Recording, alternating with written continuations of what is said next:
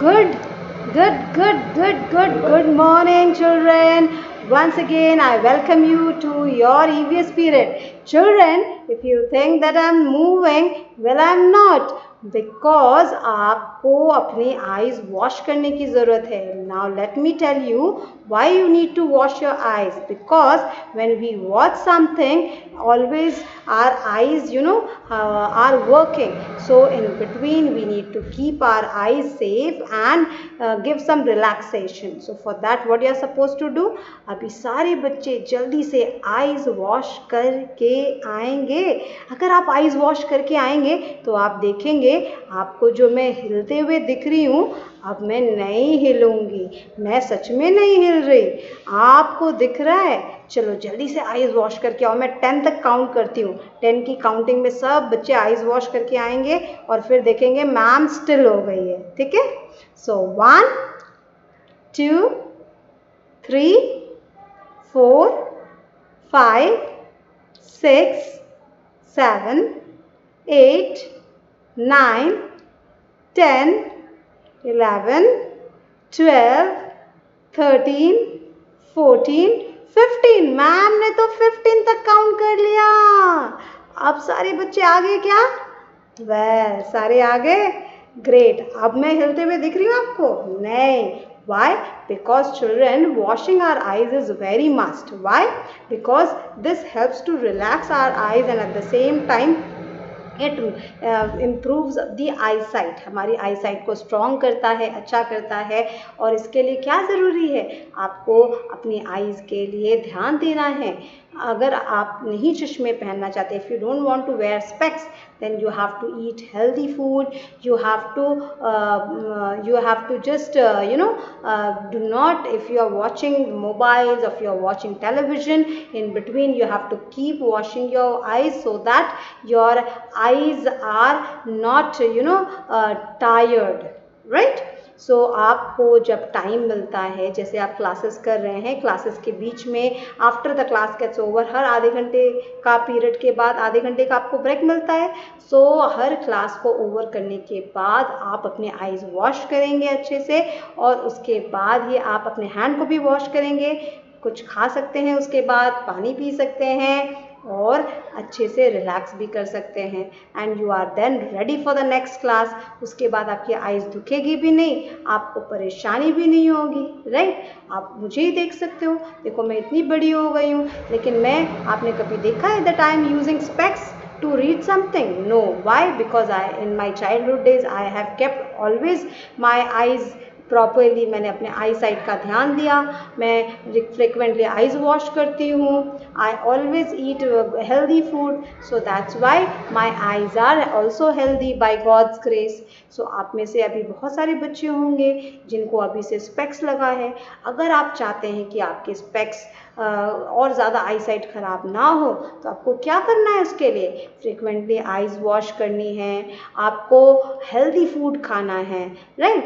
जो कि आपके आइज़ के लिए, आपकी बॉडी के लिए अच्छा है. अगर आप इन बातों का ध्यान देंगे तो डेफिनेटली आपकी हेल्थ और आपकी आइज़ दोनों बहुत अच्छी रहेंगी, right? So this small tip will help you a lot. And ये जो छोटी सी टिप मैंने आज दी है ना, ये सिर्फ आपके लिए नहीं, आपके सारे फैमिली मेम्बर्स के लिए है. सभी लोग ऐसा करना चाहिए, सबको करना चाहिए, right? So please apply this tip. This will definitely help you all. So now children, today we will start the work जो हमने कल छोड़ा था. कल हमने एक्सरसाइज बी किया था, लेसन नंबर 13 माई नेबरहुड का, राइट? आज हम लास्ट एक्सरसाइज करने वाले हैं, that is exercise number C, question answer. And after that मैं एक एक्टिविटी आपको होमवर्क दूंगी. So let's now do it. Okay, चलो हम करना शुरू करते हैं. So here you can see we will start with the first one. Okay, so lesson number 13, my neighborhood. So in the next page please write down today's date and class work. आज का date और class work लिख लो. And then write down exercise number C, question answer.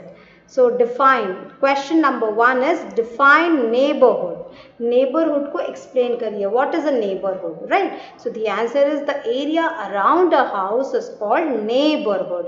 Area जो हमारे घर के आसपास होता है उसे हम neighborhood कहते हैं. For example, like क्या होता है neighborhood?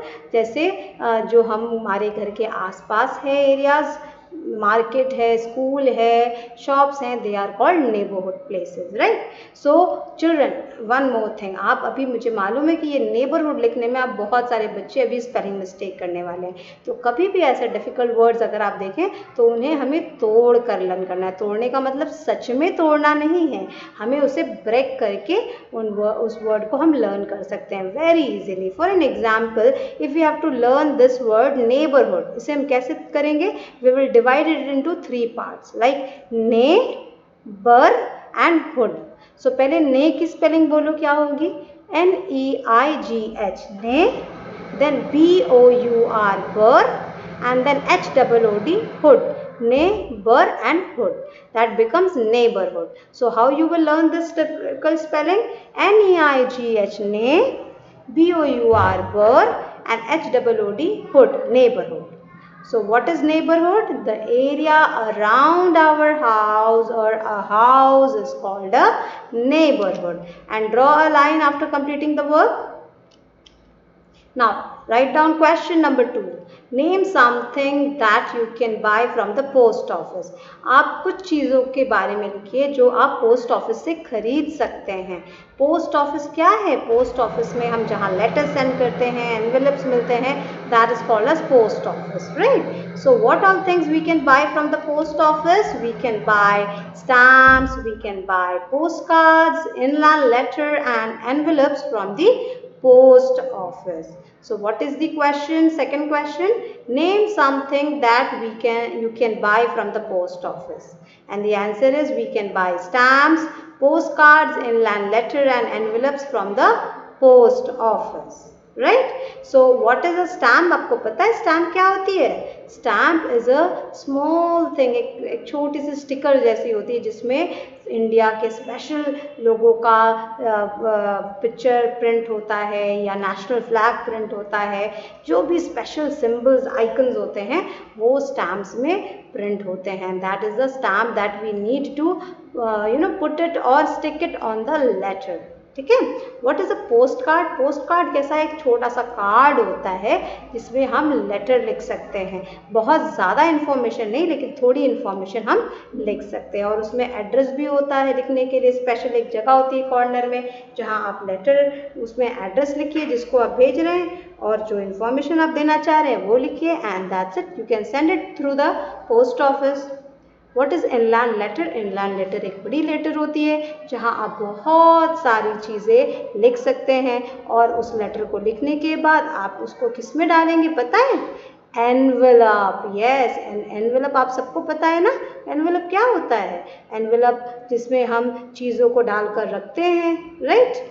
सो एनवेलप में हम इनलैंड लेटर डाल सकते हैं. एनवेलप में अगर हम किसी को मनी ऑर्डर दे रहे हैं, मनी दे रहे हैं, भेज रहे हैं तो मनी हम डाल सकते हैं. कार्ड अगर हम किसी को भेज रहे हैं, we can send the card also. Envelope पर फ्रंट साइड में हम जिसको भेज रहे हैं लेटर, कार्ड या मनी, उसका हम नेम और उसका कंप्लीट एड्रेस लिखते हैं. एंड बैक साइड में हम अपना नाम और अपना एड्रेस लिखते हैं, right. And then post office में उसको हम दे देते हैं. तो पोस्टमैन क्या करता है? सही जगह पे, सही एड्रेस पे उसको पहुंचा देता है आपका लेटर या आपका पोस्ट कार्ड. ठीक है. या एनवेलप में आपने कुछ भेजा है तो उसको पहुंचा देता है, right. So what is the first question? Define neighbourhood. The area around a house is called a neighborhood. And what is the second question? Name something that you can buy from the post office. So answer is we can buy stamps, postcards, inland letter and envelopes from the post office. Done? Now in the next page you will now write down the activity. ठीक है. अब next page में जहाँ line वाली page है वहाँ आप activity लिखेंगे, and this is your homework. ठीक है. ये आपका होमवर्क है. What is activity? Exercise number D, activity. Draw and colour a post card or a letter box and write 2 to 3 lines about it. Draw and color a post box or a letter box. So post box या letter box दोनों एक ही चीज़ होती है. Do not get confused, okay? और उस draw करने के बाद आपको उसके बारे में 2 to 3 लाइन्स लिखनी है. जैसे देखो मैंने आपको एक एग्जाम्पल दिखाया है लेटर बॉक्स ड्रॉ करके, तो आपको भी वाइट पेज में ये लेटर बॉक्स ड्रॉ करना है. ठीक है. सो लेटर बॉक्स आप ऐसा ड्रॉ कर सकते हैं. लेटर बॉक्स के बारे में फिर आप 2 to 3 लाइन्स लिखेंगे. What all you can right, आप उसको डिस्क्राइब करेंगे कि लेटर बॉक्स कैसा दिखता है, किस काम में आता है, why we use it, why we need it. Like for an example, let me tell you, the letter box is red and black in color. We can send letters through the letter box. हम letter box में letters, we put the letters in the letter box and the postman collects all the letters from the letter box. है ना. letter box से postman सारा letters लेके जाता है और जिस एड्रेस पे हमने उसको भेजा है, जो लेटर हमने लिखा है वो उस एड्रेस पर पहुंचा देता है. Right. So this is all about the letter box that you can right. देखते हैं आप कितने अच्छे से लेटर बॉक्स को ड्रॉ करते हैं और उनके बारे में लिखते हैं. सो आई एम श्योर कि अभी आपने ये वर्क कंप्लीट कर लिया है. You must have completed your work and must have written now. So children, now I will keep it very short today because I want that you should complete your work and you must do your activity homework. And yes, one more thing beta, हमने ये इस chapter का आज last exercise जो था ये हमने कर लिया है, कंप्लीट कर लिया है. And with this we have also completed our half yearly course. हमने अपना हाफ ईयरली कोर्स भी कंप्लीट कर लिया. This was the last chapter of the half yearly course. Right. After this in the next week, Monday हमारा next class रहेगा. So we will start the revision work of EVS of half year for the half yearly exam. बहुत ही जल्द आपका half yearly exam भी start होगा, तो उसके लिए अभी से प्रिपरेशन करना बहुत ज़रूरी है. थोड़ा थोड़ा प्रिपेयर करेंगे तो बहुत अच्छे से कर सकेंगे. Right. So from next week we will start revision. So हम फर्स्ट चैप्टर से स्टार्ट करेंगे, दैट इज कीपिंग हेल्दी, जो हाफ ईयरली आपके कोर्स में फर्स्ट चैप्टर है, कीपिंग हेल्दी. सो आपके पास ये एंटायर वीक है, ज़रूर से अच्छे से लर्न करेंगे.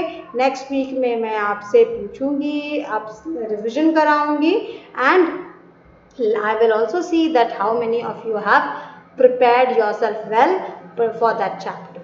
Okay, so that's it for today. Just take care of yourself, keep yourself healthy and keep yourself fit and fine. Happy day.